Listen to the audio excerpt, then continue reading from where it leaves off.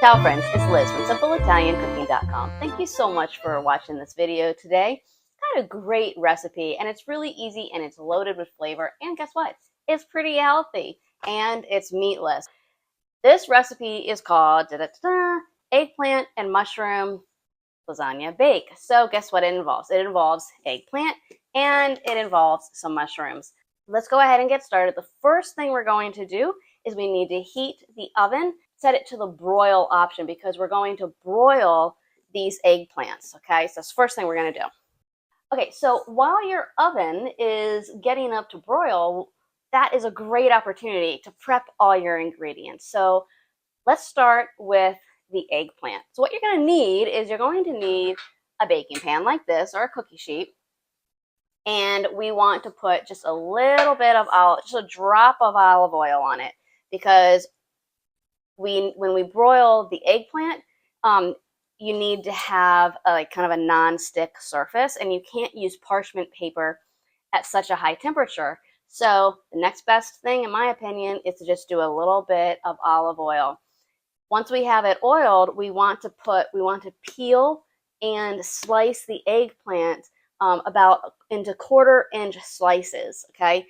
What happens when it broils, it thins, it gets really, really thin, and it dries out. I'm gonna talk a little bit more about broiling because I always get a little nervous with broiling because it's so easy to burn things. So I'm assuming that there's some people out there that also get a little nervous and shy when it comes to that, but there really isn't anything to be afraid of. So before I get ahead of myself, I'm gonna go ahead and add a little bit of oil and rub it on here, just a drop. Then what I like to do is I like to take a little bit of plastic wrap and I just wrap it around my fingers and I rub it. If you use a paper towel, the problem is the oil gets absorbed into the paper towel and you lose out on using some of the oil on here. I just find the plastic wrap is just a little tip, so hope that helps. So this spreads really nice. And that is nice and lightly oiled, and the best part is we just take this and toss it. So we got that nice and oiled, and the way to do this is simply cut off this top part. We don't want that. It's very tough. We don't eat that. We just get rid of that. And then go ahead and peel the eggplant. A little tricky. So if you want to use a knife, you can go ahead and do that too. Another reason that I like to peel my eggplant is it's very hard to find organic eggplants in the store. So when I have to buy a non-organic product, I always peel it because it helps just remove a lot of the pesticides and chemicals that are used when cultivating these crops, and they can be residue on the outside or they're absorbed into the plant. And I know you can't get rid of it altogether, but you do what you can. All right, so the next thing we're going to do is slice the eggplant into 1/4 inch slices. And you don't have to be exact, but you do what you can. Just like this, okay? I like doing them as rounds. Actually, I'm doing this a little bit thinner than 1/4 inch, some of them. But if you have a small eggplant, you might need 2 of them. This serves about four servings. So if you have a larger crowd, you probably just want to double it. Okay, and remember when doing this, we want to make sure that you have a rack at the top rack because we are broiling it. Okay, remember this isn't baking, so it doesn't take a long time. All right, so take your slices and just layer them as best you can. It's okay if there's some overlapping. And if you're going to making more, just use 2 trays. Okay, so I cannot squeeze all of my eggplant on here. So I'm just gonna go ahead and while this is in there, I'm gonna get another baking pan and put a little bit of oil on that one too. So if you have a larger eggplant, you might run into the same problem, but that's okay. So let me just first tell you about broiling really quick before I put this in. Just really quick. The only way you're really gonna mess this up is if you put it in, you walk away and you forget, or you leave it in there too long. All you gotta do is 2 minutes on each side. So you gotta flip it. So it's a 4 minutes total commitment of your time. So again, Keep an eye on it. The only way you're going to mess it up is if it burns and it starts smoking and all this stuff. That won't happen if you're watching it and paying attention. So, all right, let's do that. To be on the safe side, I set the timer for 2 minutes. So it's just about to go off. I'm going to go ahead and open it up and flip them over. I just take them out. Be very careful. It's very, very hot. Okay, so here it is. I can see a lot of steam coming up. It's very hot. I got to get it over on the stove, but I'm going to go ahead and flip them over with a fork, okay? Just like this. Perfect.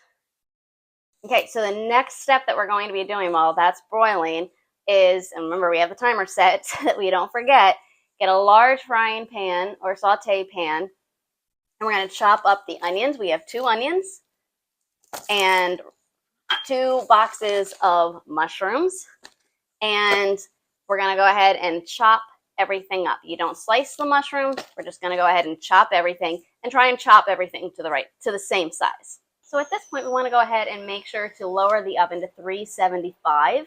We don't need to broil when we bake. So go ahead and do that now. Meanwhile, what you want to do is take 3 tablespoons of olive oil, put it into a very large saucepan, okay? Very large, because we're going to put both onions in there and all your mushrooms. So there needs to be room. And you just want to chop up your onion or dice them and add them right in. So that's what we're doing now. And use a spatula or a spoon to stir it so that the onions get coated with the olive oil.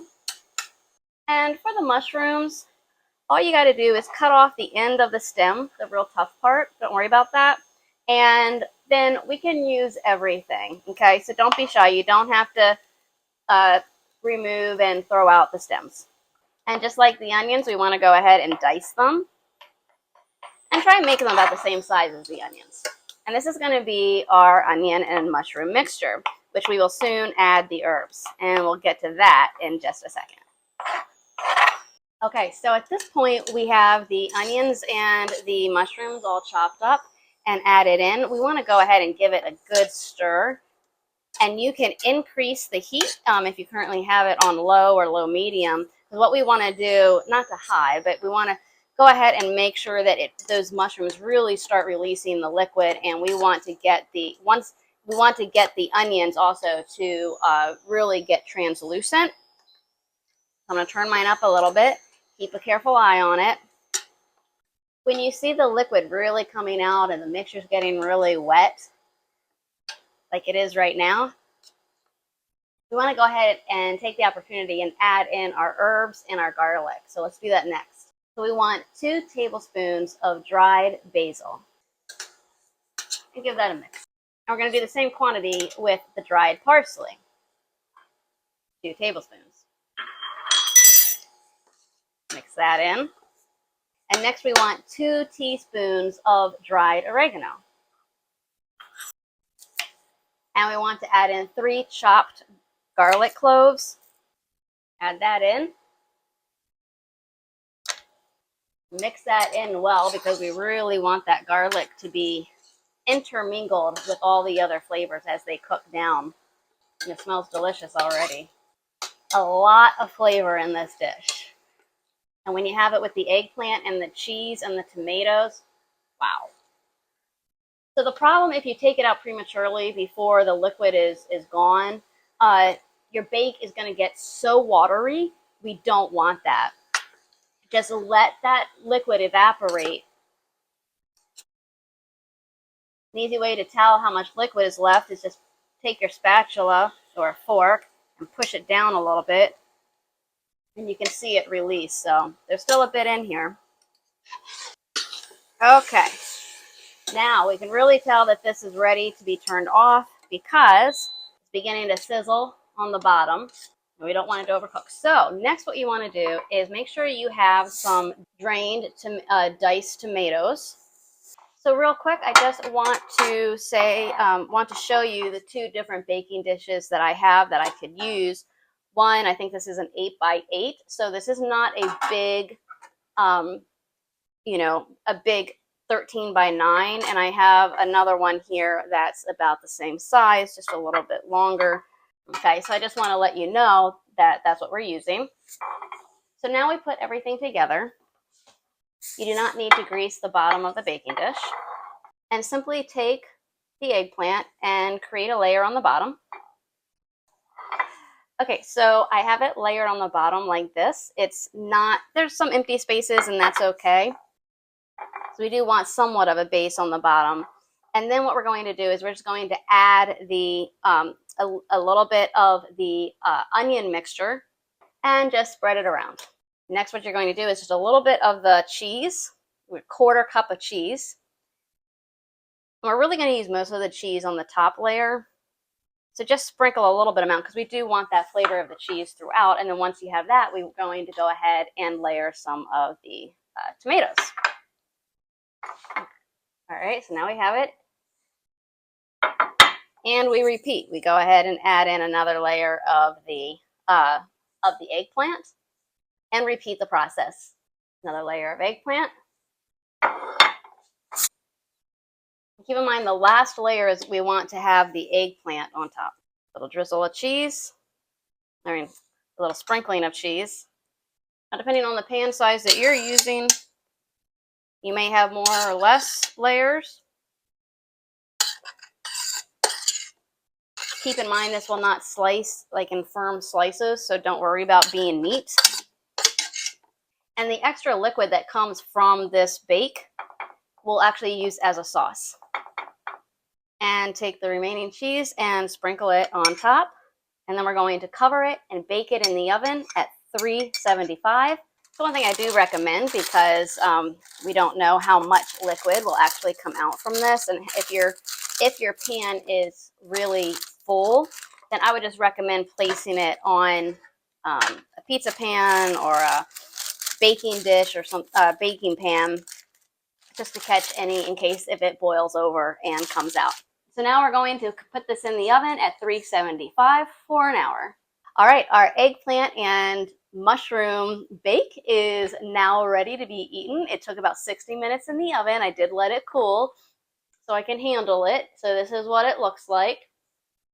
And it smells delicious. In fact, I'm cooking up some pasta on the side. I'm going to serve with it some angel hair pasta. I'm going to use the juice from the bake, ladle it on for sauce, and serve it with some bread. Oh, it's delicious. I really hope you try this recipe. Let me know what you think. And if you made any changes to make it your own, let me know in the comments below.